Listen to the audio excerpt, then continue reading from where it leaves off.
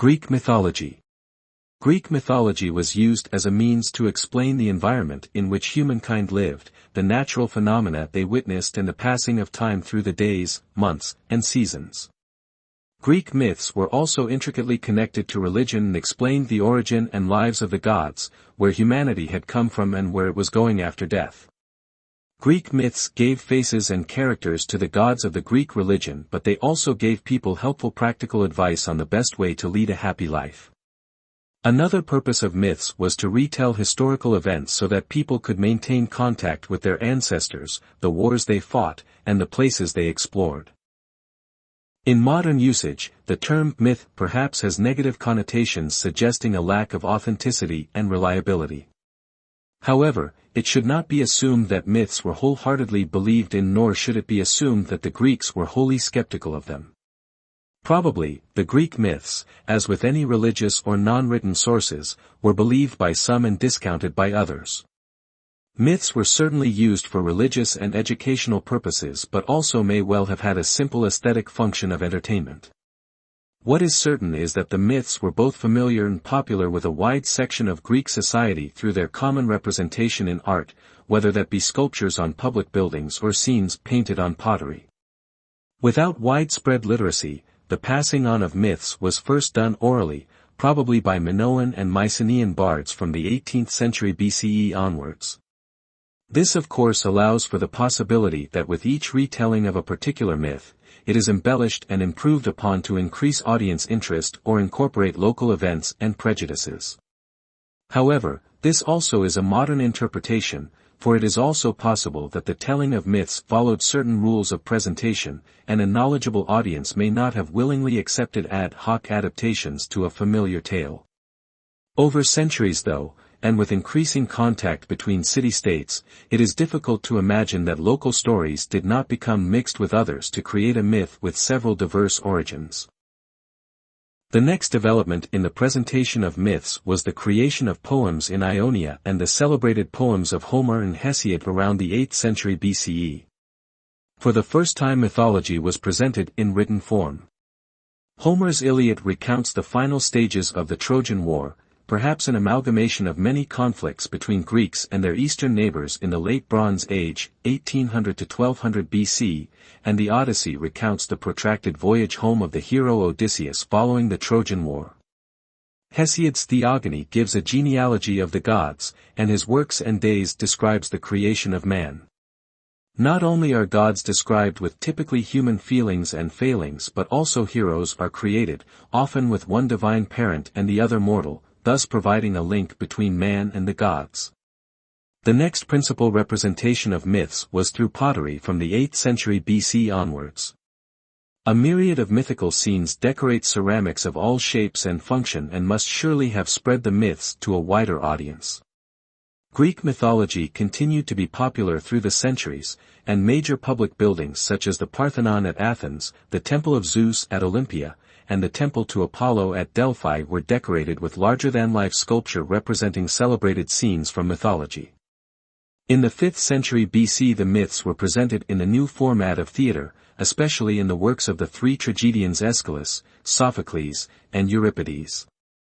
At the same time, from the 6th century BC the first documented skepticism and even rejection of the myths began with the pre-Socratic philosophers who searched for a more scientific explanation for phenomena and events.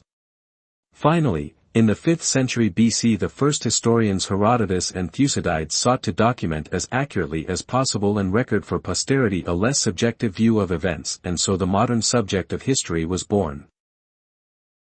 Broadly speaking, the imaginative Greeks created myths to explain just about every element of the human condition.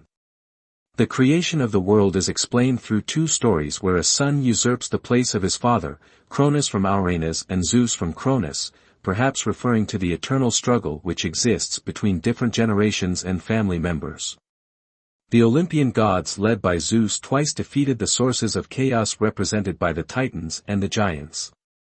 These gods then rule man's destiny and sometimes directly interfere, favorably or otherwise. Indeed, the view that events are not humans to decide is further evidenced by the specific gods of fate and destiny. A further mythological explanation of the seemingly random nature of life is the blind god Pluto who randomly distributes wealth. The gods also illustrated that misdemeanors would be punished, example, Prometheus for stealing fire and giving it to man. The origin of other skills such as medicine and music are also explained as divine gifts, for example, Apollo passing on to his son Asclepios medicinal knowledge for man's benefit. Finally, certain abstract concepts were also represented by specific gods, example, justice, Dike, peace, Irene, and lawfulness, Eunomia. The heroes, the most famous being Hercules, Achilles, Jason, Perseus, and Theseus but including a great many more, all have divine parents and therefore bridge the gap between mortals and gods. These popular heroes pursue fantastic adventures and epitomize ideal qualities such as perseverance example, Hercules' 12 labors, or fidelity example, Penelope waiting faithfully for Odysseus' return. Heroes also added prestige to a city by being credited as its founder, example, Theseus for Athens, Perseus for Mycenae, or Cadmus for Thebes. The heroes and events such as the Trojan War also represented a past golden age when men were greater and life was easier. Heroes then were examples to aspire to, and by doing great deeds a certain immortality could be reached either absolutely, as in the case of Hercules, or through commemoration in myth and tradition. In contrast, many mythological figures represent qualities to be avoided and their sad tales illustrate the dangers of bad behavior. King Midas, for example, was granted his wish that everything he touched turned to gold, but when he found out that this included food and drink, his avarice almost resulted in his death from starvation and thirst. The myth of Narcissus symbolizes the dangers of vanity after the poor youth fell in love with his own reflection and he lost the will to live. Finally, the story of Croesus warns that vast riches cannot guarantee happiness when the fabulously rich king misinterpreted the Delphic oracle and lost his kingdom to Persia. Natural phenomena were explained with myth, example earthquakes are created when Poseidon crashes his trident to the ground or the passage of the sun is Helios in his chariot riding across the sky. Myths such as Persephone's half-year descent to Hades explained the seasons. Time itself had mythological explanations. Helios' 7 herds of 350 cattle correlate to the days of the year, Selene's 50 daughters are the weeks, and Helios' 12 daughters the hours.